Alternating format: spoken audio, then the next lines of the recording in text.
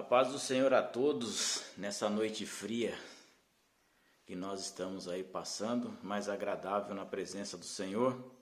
Graças a Deus, mais um dia nós estamos aqui para falar um pouco da palavra de Deus e compartilhar com os irmãos aquilo que o Senhor tem colocado em nossos corações. Como nós temos tratado nos cultos de ensino, o ensino é para edificação da igreja, é para conhecimento e é para trazer arrependimento, trazer salvação e trazer a maneira do cristão viver. Hoje nós estaremos dando início à segunda parte do estudo de Gálatas 5, né? Nós já falamos do fruto do Espírito e hoje nós começaremos aí um novo trabalho, um novo tempo, um novo estudo sobre o fruto da carne. Se para nós termos o fruto do Espírito, a gente precisa estar sempre em comunhão, em adoração, lendo a palavra, buscando, meditando, o fruto do Espírito a gente busca no Senhor. Agora o fruto da carne, esse já nasce conosco. Esse nós temos que nos livrar dele. Se o fruto do Espírito, a gente ora, jejua, consagra nossas vidas, entendemos que Deus pode mudar a nossa forma de viver e por isso nós buscamos ele incessantemente. O fruto da carne nós não precisamos buscar. O rapaz já nasce grudado em nós, na natureza pecaminosa do homem. Então, por isso que Paulo vai ressaltar aqui algumas coisas, nós iremos tratar nesse novo período aqui desses estudos, falando sobre o fruto da carne, ou a obra da carne, a obra que o homem faz. Amém? Mas antes de mais nada, oremos ao Senhor e agradecemos a Deus por esse dia. Senhor, em nome de Jesus, eu te agradeço e te louvo por esse dia. Obrigado, ó Pai, pela tua presença, pela tua misericórdia. Obrigado a Deus, porque o Senhor tem nos guardado e nos protegido. Hoje, Senhor, inicia-se mais um dia, mais um capítulo, Senhor, deste estudo, Senhor, desta palavra, que é palavra viva, eficaz e apta para separar juntas e medulas, alma e espírito. Nessa noite, Pai, nós te pedimos, guarda os nossos passos, guarda os nossos dias, e nós venhamos ser, ó Pai, homens nascidos de novo, mulheres nascidos de novo, Pai. Senhor, servos do Deus Altíssimo, aquele que busca a presença do Senhor. Abençoa a cada pastor, a cada presbítero, a cada obreiro, a cada servo, a cada membro, Senhor. A cada família, Senhor, que nós possamos alcançar nessa noite. Que a palavra do Senhor possa ter, Senhor, o refrigério, trazer a salvação, trazer a cura, trazer a libertação. Porque nós, ó Deus, entendemos que o Senhor tem movido e transformado as nossas vidas de glória em glória, de vitória em vitória. Por isso, Pai, se conosco nessa noite é o que eu te peço em nome de Jesus. Amém, irmãos? Se você quiser acompanhar esse estudo, ele está baseado no livro de Gálatas, no capítulo 5, né? O versículo 19 a seguir, que diz assim, deixa eu ler aqui na minha tradução. Porque as obras da carne são manifestas, a quais são prostituições, impureza, lascívia, idolatria, feitiçaria, inimizades, porfírias, imulações, ira, peleja, dissensões e heresias, invejas, homicídios, bebedice, glutonaria e coisas semelhantes a essa, acerca das quais vos declaro, como já antes vos disse, que os que cometem tais coisas não herdarão o reino de Deus. Amém? Esse aqui é o estudo, que é a leitura que Paulo passa aos Gálatas, para mostrar aos Gálatas que nós precisamos ter uma vida de edificação e de busca do Senhor. E que a obra da carne milita contra o Espírito. Irmãos, você nunca vai ver, né, pode até encontrar alguém brigando para orar. Eu quero orar 2 horas. Não, 2 horas é pouco, eu quero orar 3 horas. Você não vai encontrar muitos servos de Deus dispostos a jejuar, a sacrificar algo de bom das suas vidas, a um passeio, tantas coisas que nós temos aí para fazer e fazer nesses dias que o Senhor tem nos dado. Então, quando nós encontramos essa passagem na Bíblia, Paulo vai ter uma lista de sete situações que ele fala do pecado, né? Eu não tinha me atentado a este detalhe, mas Paulo ele cita sete circunstâncias de pecado, 7 pecados, 7 obras da carne que nos coloca em condição desfavorável diante de Deus. E o próprio Jesus também tem a sua listinha de obras da carne. Está lá em Marcos, no capítulo 7, né? O capítulo 7 e o versículo 22 a seguir.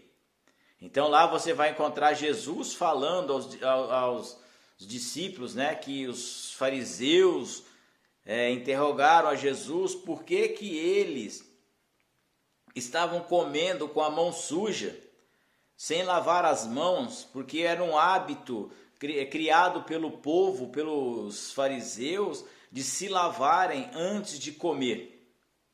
E Jesus fala para aqueles homens: olha, vocês não se preocupem com o que vocês estão comendo, você tem que se preocupar com o que está saindo, porque do coração do homem procede todo tipo de obra da carne. E aí ele cita algumas, as prostituições, as mentiras, etc. Tem várias lá também. Então, e Paulo escreve 7 vezes, ele cita as obras da carne nas suas cartas. Em cartas diferentes, ele cita em Romanos 13, ele cita em Coríntios, no capítulo 5, versículo 11, ele cita em Gálatas 5, 19, ele cita em Efésios capítulo 5, versículo 3, e ele cita em Colossenses capítulo 3, versículo 5.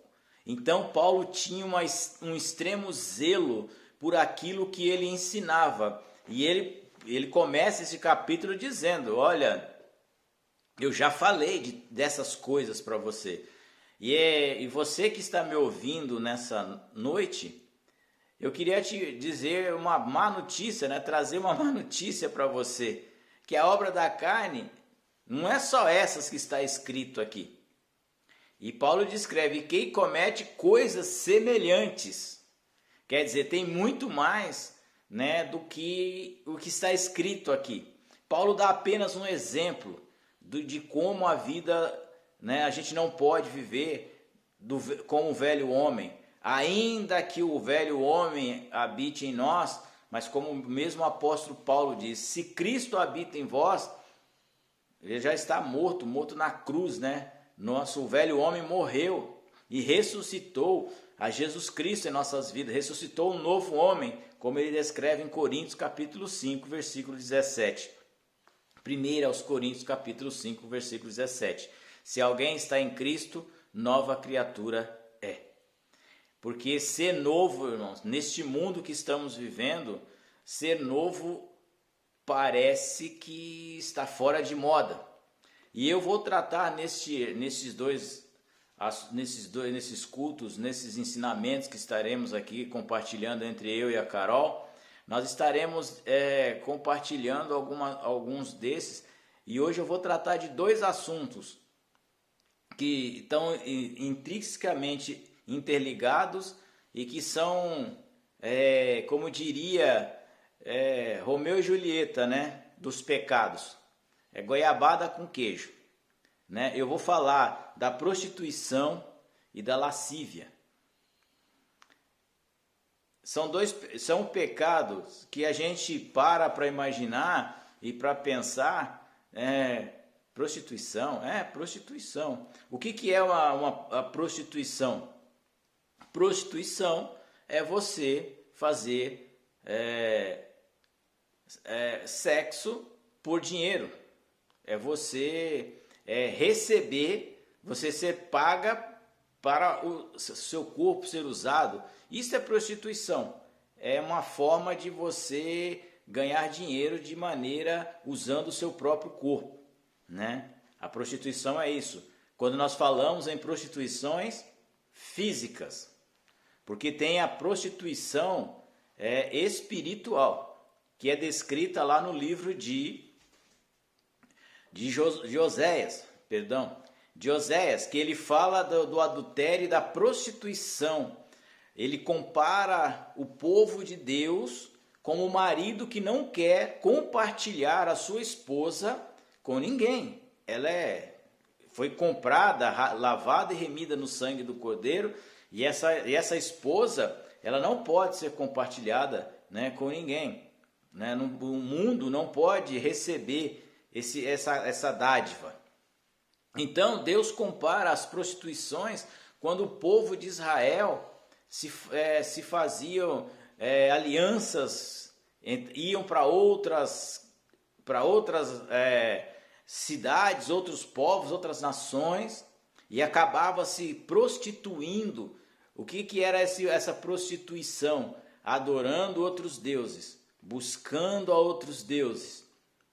E tinha a prostituição sacerdotal das nações pagãs. Tanto que quando você lê a história do livro de Reis, do livro de Crônicas, 1º e 2º, você vai entender que a primeira coisa que o rei, quando subia ao trono, um rei guiado por Deus, que fazia o que era reto aos olhos do Senhor, a primeira coisa que ele fazia era tirar as mulheres do templo, porque existia naquele tempo templos pagãos que as mulheres se prostituíam pelo seu Deus, pelos seus deuses, né? E as pessoas iam lá e acabavam tendo relações com essas mulheres, e elas eram consideradas como sacerdotisas do templo. Mas quando um rei bom surgia e fazia o que era reto, a primeira coisa que ele fazia era reformar o templo e tirar as coisas imundas de dentro do templo. Então, para evitar a prostituição espiritual, para que não se corrompa, não se perca, né, o elo de ligação, que não haja uma traição, um rompimento, porque a gente entende que Deus não nos quer de qualquer maneira. Deus não nos quer de qualquer forma. E já a lascívia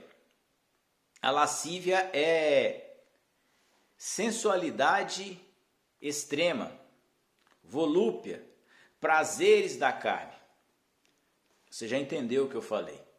Então, quando a gente fala de lascívia, a gente fala dessas coisas, esse sentimento, essa carne, essa situação da carne, ela passa meio desapercebida entre os crentes, entre os cristãos, né, entre o povo da igreja. Por quê?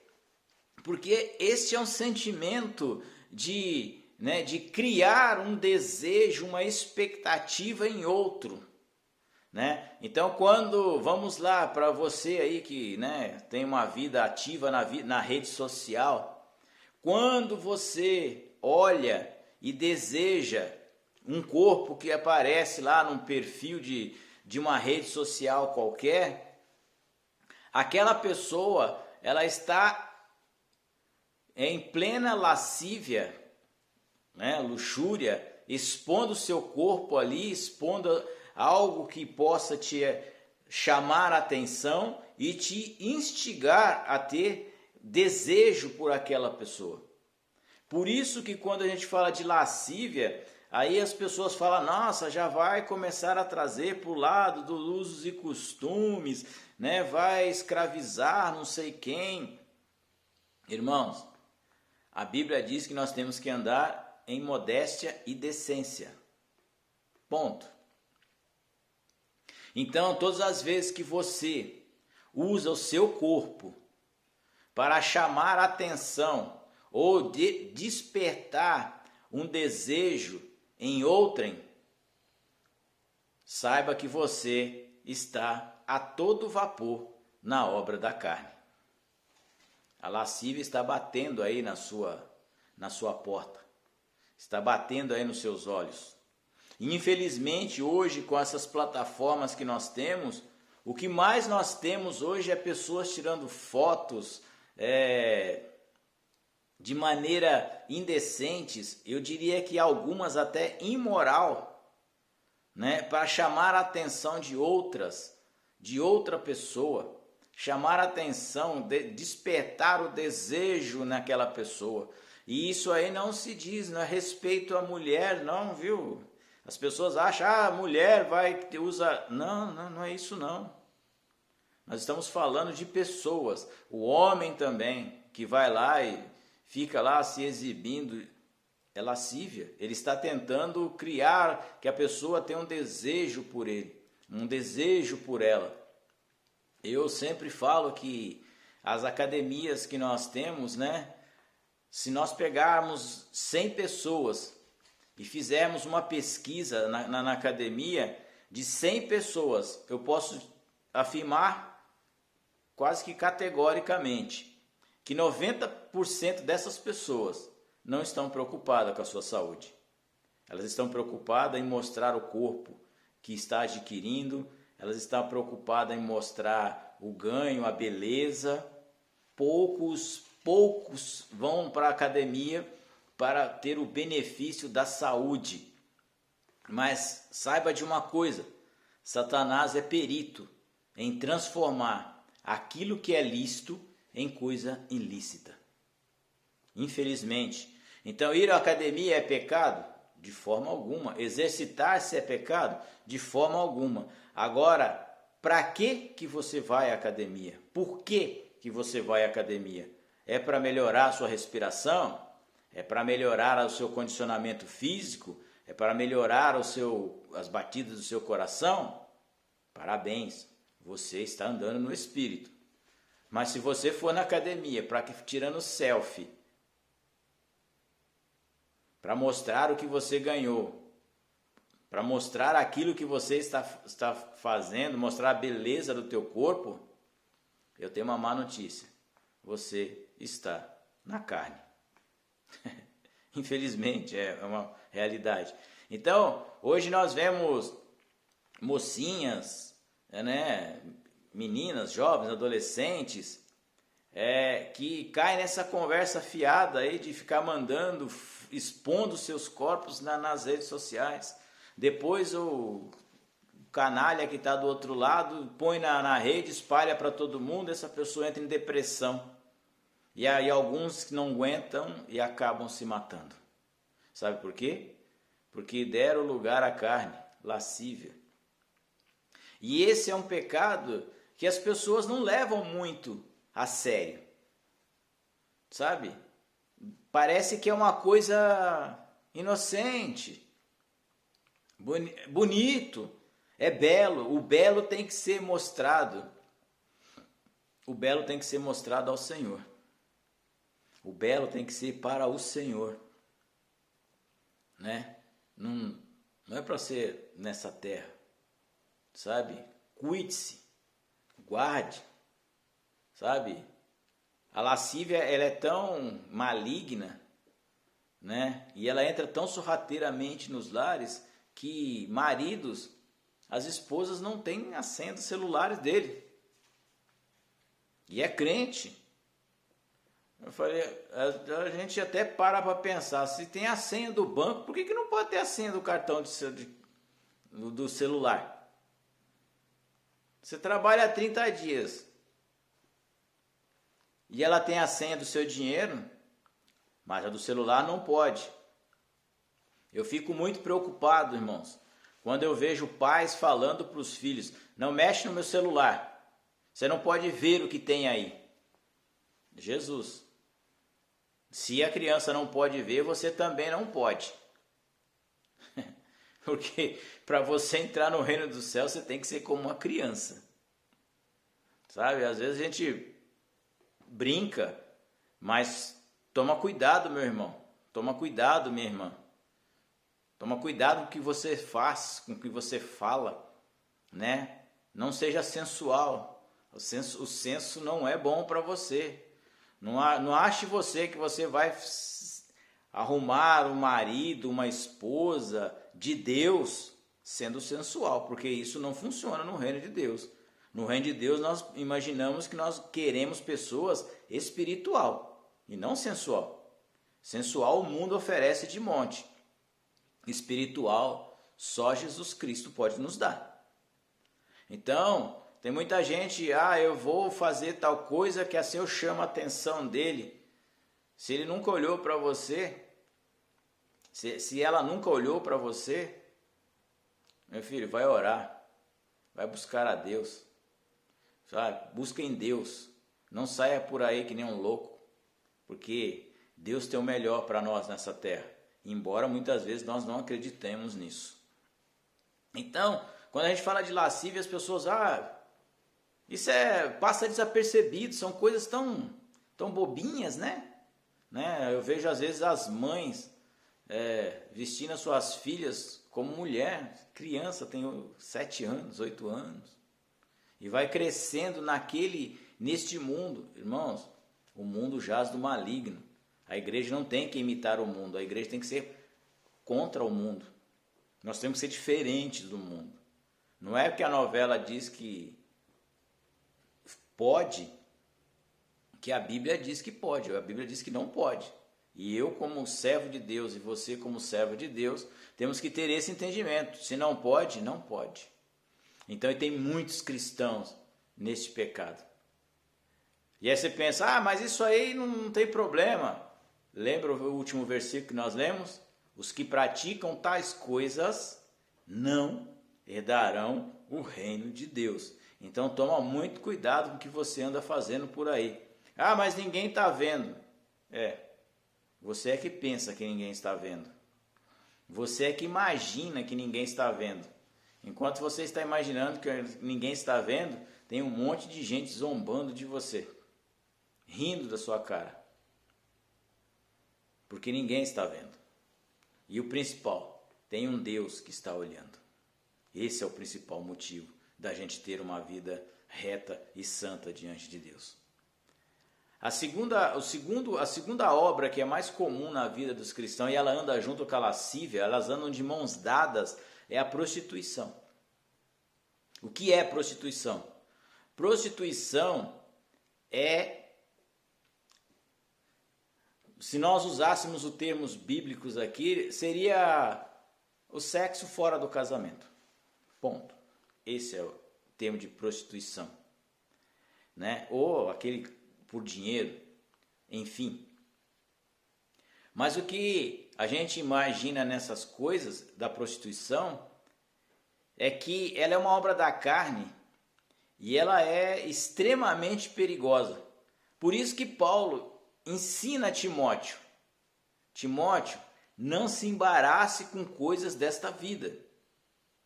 Fuja das prostituições. Fuja. Sabe? Não ache que você é o super crente, porque você não é.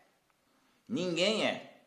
Se não for ao Senhor na nossa vida, meus irmãos, nós estaríamos perdidos, como diz o Salmo. O inimigo teria consumido a nossa carne com nós ainda vivos.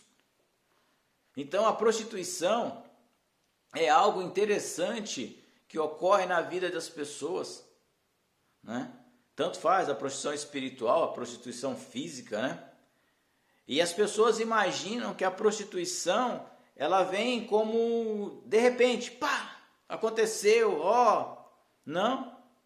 Geralmente a prostituição não é que nem McDonald's, que você chega lá, pega o combo e se alimenta e vai embora. Não, a prostituição geralmente ela brota com sentimento, um pequeno gesto da lascívia, uma pequena encenação, uma insinuação, uma sensualização de algo comum. E quando você depara, você já está enredado neste mundo. Você já está enredada neste mundo, A prostituição, e a única forma de se livrar da prostituição é fugindo dela. É fugindo. Porque se a lascívia faz com que a sua mente pratique tais atos, porque a lascívia faz isso. A lascívia é um pecado inconsciente, por isso que Jesus certa vez cita lá para os mesmos homens e diz: olha, se vós olhares para uma mulher do outro com segundas intenções, já adulterou, é a lascívia. Então, quando você parar para imaginar e pensar nisso, a lascívia vem e faz o primeiro degrau na vida para a pessoa entrar na prostituição. Ela vê, cobiça, acha atraente, se pega naquilo. E quando a prostituição é nada mais, nada menos do que a consumação da lascívia. Então, você projeta e acaba concluindo com a obra da prostituição. E não existe outra maneira de escapar da prostituição. Fuja. Corra. Não fique perto. Porque se você ficar, você vai cair. Jovem, não adianta achar que você vai, porque você não vai. Não vai, porque isso está dentro do ser humano. Né? Até uma frase do Cláudio Duarte, do pastor, um dia desse eu estava ouvindo, eu dei muita risada. Ele falou: demônio a gente expulsa. Sai em nome de Jesus. Mas como é que você expulsa hormônio? Eu ainda não vi ainda essa oração de expulsar hormônio, né? Não tem. Então, fuja, sabe? Não caia nessa conversa, porque nós paramos e imaginamos, irmão, quantas pessoas, quantas mulheres, quantos homens se perderam nesse caminho, se perderam no caminho do Senhor, porque não vigiaram. A Bíblia diz que nós temos que vigiar, orar e vigiar. Você tem vigiado? Então, se você tem vigiado, irmãos, você não vai andar com essas pessoas. Você não vai andar com essa pessoa. Se você sabe que não é boa companhia, você não vai andar. Se você sabe que vai te levar para o mau caminho, que você vai acabar se prostituindo fisicamente ou até mesmo espiritualmente, vai te levar para outros deuses, fuja dessas pessoas. Fuja. Não tenha vergonha de dizer: eu sou crente, sou filho do Deus vivo, eu não posso me meter nesse negócio. Porque, irmãos, depois que entrou, é só Jesus para tirar. Então, a obra da carne, como eu falei no começo, nós temos que entender que essa nós temos que expulsar. Veja como as coisas é contraditória na vida do crente. A obra da carne você tem que expulsar, mas o fruto você tem que buscar. Por quê? Porque não adianta você buscar o fruto se você não expulsar a carne. Os dois não andam juntos, não tem acordo. Espírito e carne não andam juntos. E às vezes eu estava, há um tempo atrás, eu estava ministrando uma aula e alguém me perguntou qual é o nosso pior inimigo. E eu pensei bem comigo, aí eu fiz essa pergunta: qual é o nosso pior inimigo? Aí a classe inteira, né? Nosso inimigo é Satanás, né? Aquele que aquele que veio para essa terra para atazanar a vida das pessoas. Eu falei: a Bíblia diz que ele é um inimigo chato. Mas eu acho que o nosso pior inimigo é a carne. Quando nós andamos na carne, irmãos, nós não ouvimos a palavra. Quando nós andamos na carne, nós não damos ouvido à voz das lideranças. Quando nós andamos na carne, não ouvimos pai, não ouvimos mãe. Quantas filhos de crentes estão todos perdidos por aí, porque andam na carne e não deram ouvidos à voz dos seus pais. Então, nessa noite, eu quero te convidar a fugir das prostituições e a limpar a tua mente, porque a lascívia ela age na mente. Coloque na sua vida uma palavra de ânimo, cante um louvor, né? Leia a palavra de Deus, sabe? Perca tempo, gaste tempo com a obra de Deus, porque quando você gasta tempo com a obra de Deus, não sobra espaço para as outras coisas. Que Deus possa te abençoar e te livrar. E sabendo que se você está nessa condição, existe um Deus que pode te tirar. E Ele quer te tirar. Mas desde que você queira matar o velho homem e dar lugar ao Espírito. Viver em Espírito, andar em Espírito, não na carne. Porque a carne ela pode até parecer fácil nos primeiros passos, mas o seu caminho é a morte. É isso que diz lá em Provérbio. Aos olhos dos homens, todos os caminhos são bons, porém só Deus sabe o fim deles. Então nessa noite, tenha isso na sua cabeça, sabe? Pai, guarde seu celular, não porque tenha coisas ruins nele, filme, né? Aqueles filmes que não dá nem vontade de comentar, sabe? Aquelas coisas estranhas que você tem lá. Põe o seu celular lá em cima da mesa e fala, pode mexer à vontade, você não vai achar nada. Jovem, não ache que seu pai está pegando o teu pé, não. É pro teu bem. Pense bem nas fotos que você anda mandando por aí. Toma cuidado. Jesus está te olhando. É sério isso. E o reino de Deus também é sério. Então, andemos em espírito, busquemos em espírito e fujamos da aparência do mal. Porque só assim, irmãos, nós estaremos livres destes pecados. Amém? Que Deus possa abençoar a tua vida e que você possa realmente se livrar dessas coisas, da carne, do peso do pecado, de tudo isso que te afasta de Deus. Ah, eu não tenho forças, não tem mesmo. Se o Espírito de Deus não te guiar, você não sai. Então nessa noite vamos orar e agradecer a Deus por este privilégio. Senhor, em nome de Jesus, te agradecemos, te louvamos por essa noite. Obrigado, Senhor, pela tua palavra. Deus, não nos deixe, Senhor, cair, ó Pai, no pecado da lascívia, os pensamentos sejam arrancados, lançados fora através da leitura da tua palavra. Que o teu Espírito nos contenha, Pai, para não pecarmos contra ti com as prostituições, trocarmos a ti por coisas banais, trocarmos a ti por um prato de lentilhas, Senhor.